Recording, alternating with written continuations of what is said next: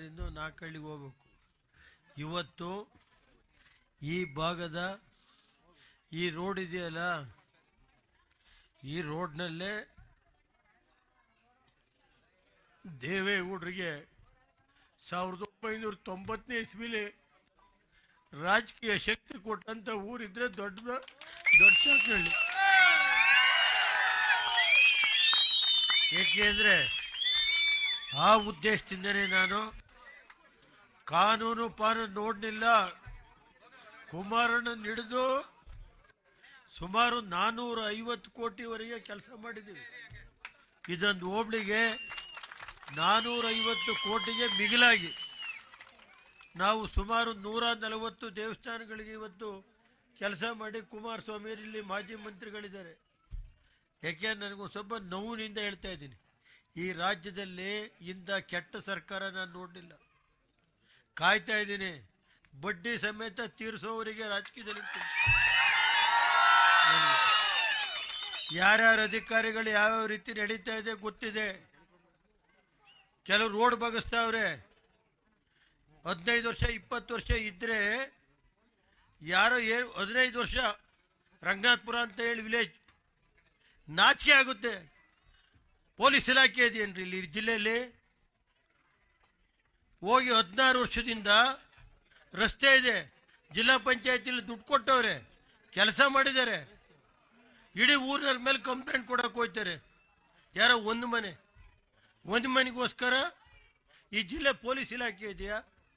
ನಾನು ಯಾಕೆಂದರೆ addition DYSP ಬಗ್ಗೆ ನಾನು ಹೇಳ್ತಾ ಇಲ್ಲ. ಯಾತಕ್ಕೋಸ್ಕರ ಇದು ಮಾಡ್ತಾರೆ? ಪೊಲೀಸ್ ಕಂಪ್ಲೇಂಟ್ ಕೊಡಿ ಅಂತ ಪ್ರೆಷರ್ ಮಾಡಿಸ್ತಾರೆ. ಯಾರು? ಯಾಕೆಂದರೆ ಯಾವ ಮಟ್ಟಕ್ಕಿದೆ ಅನ್ನೋದನ್ನ ನೀವು ಅರ್ಥ ಮಾಡಬೇಕಾಗುತ್ತೆ. ಇಲ್ಲಿ ಏನು ಎಲ್ಲೂ ಹೋಗಲ್ಲ. ಕೆಲವು ಅಧಿಕಾರಿಗಳು ಯಾವ ರೀತಿ ನಡ್ಕೊತಾ ಇದ್ದಾರೆ ಅಂತ ನೋಡ್ತಾ ಇದ್ದೀನಿ. ಹಿರಿಯೋದು ಯಾರು ಒಂದು ಸ್ವಲ್ಪ ಬನ್ನಿ ಕಡೆ. ಈಗ ರಾಜ್ಯದಲ್ಲಿ ಕಾನೂನು ಸುವ್ಯವಸ್ಥೆ ಹೆಂಗಿದೆ ಅನ್ನೋದು ಗೊತ್ತಿದೆ ನನಗೆ. ಕೆಲವು ಬಡ್ಡಿ ಸಮೇತ ತೀರಿಸಬೇಕಾಗುತ್ತೆ. ಇನ್ನೊಂದು 1.5 ವರ್ಷ ನಮ್ಮ ಕಾರ್ಯಕರ್ತರಿಗೆ ಹೇಳೋದಿಷ್ಟೇ, ಎಷ್ಟೇ ನೋವಾದರೂ ತಡೀರಿ, ಬಡ್ಡಿ ಸಮೇತ ತೀರಿಸ್ತು ಹೋದ್ರೆ ನಾನು ರೇವಣ್ಣ ಅಂತ ಕರಿಬೇಡಿ. ಆ ಕೆಲಸ ಚಾಲೆಂಜ್ ಮಾಡಿ ತೋರಿಸ್ತೀನಿ. ನನಗೆ ಗೊತ್ತಿದೆ ಯಾವ್ಯಾವ ರೀತಿ ಏನೇನು ಸುಳ್ಳು ಕೇಸ್ ಹಾಕ್ಸೋದು.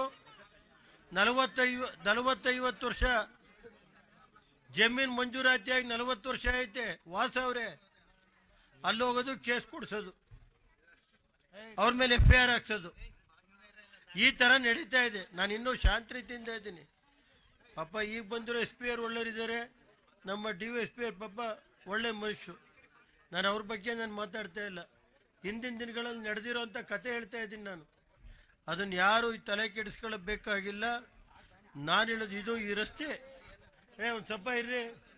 ಈ ರಸ್ತೆ ಇದೆಯಲ್ಲ, ಸ್ಟಾರ್ಟಿಂಗಿಂದ ಎರಡನೆಯಿಂದ ಹಿಡಿದು ಒಂದು ಸ್ವಲ್ಪ ಬನ್ರಿ ಈ ಕಡೆ, ಕಬ್ಬತ್ತಿವರೆಗೆ ರಾಜಕೀಯ ದೇವೇಗೌಡರಿಗೆ, ಅವತ್ತಿನ ಕಾಲದಲ್ಲಿ ದೇವೇಗೌಡರು ರಾಜಕೀಯ ಮುಗಿದೋದ್ರು ಅನ್ನೋ ಕಾಲದಲ್ಲಿ ಶಕ್ತಿ ಕೊಟ್ಟಂಥ ಯಾವ್ದಾದ್ರು ಗ್ರಾಮಗಳಿದ್ರೆ ಇವತ್ತು ಎರಡನೇ ಗ್ರಾಮ ಇರ್ಬೋದು, ದೊಡ್ಡ ಬೀಕ್ನಳ್ಳಿ ಇರ್ಬೋದು, ಚೆನ್ನಂಗಳ್ಳಿ ಇರ್ಬೋದು, ಕಬ್ಬತ್ತಿ ಇರ್ಬೋದು, ಅಂಕಪುರ ಇರ್ಬೋದು, ಸತ್ತಿಗರಳ್ಳಿ, ಮಾದಾಪುರ, ಸತ್ತಿಗರಳ್ಳಿ, ಕೊಪ್ಪಲು, ಅಂಕನಹಳ್ಳಿ, ಇವೆಲ್ಲ ನಾವು ಮರೆಯೋಕ್ಕಾಗಲ್ಲ. ಆ ಉದ್ದೇಶದಿಂದನೇ ನಾನು ಅಧಿಕಾರಕ್ಕೆ ಬಂದ ದಿವಸನೇ ಈ ರಸ್ತೆಗೆ ಎಷ್ಟು ಹಣ ಬೇಕೋ ಇದಕ್ಕೆ ಪೂರ್ತಿ ಹಣನ ನಾನು ಕೊಟ್ಟಿದ್ದೀನಿ.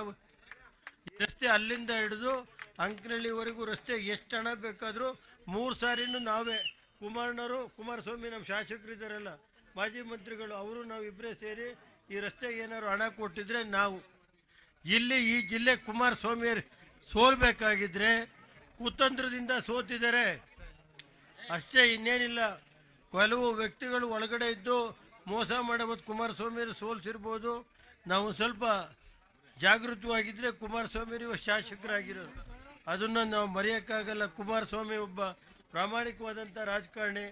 ಅವರು 3 ಬಾರಿ ಗೆಲ್ಲಿಸಿದಿರಿ. ಭಗವಂತ ಮುಂದೆ ಅವ್ರಿಗೆ ಒಳ್ಳೆಯದಾಗುತ್ತೆ ಅಂತೇಳಿ ಈ ಸಂದರ್ಭದಲ್ಲಿ ರಾಜ್ಯದಲ್ಲಿ ಇವತ್ತು ಕಬ್ಬತ್ತಿ ಕ್ರಾಸಲ್ಲಿ ಜೂನಿಯರ್ ಕಾಲೇಜ್ ಕೊಡಿಸಿದ್ದೆ, ಅದನ್ನು ಬಾಗಿಲು ಮುಚ್ಚಿದ್ರು.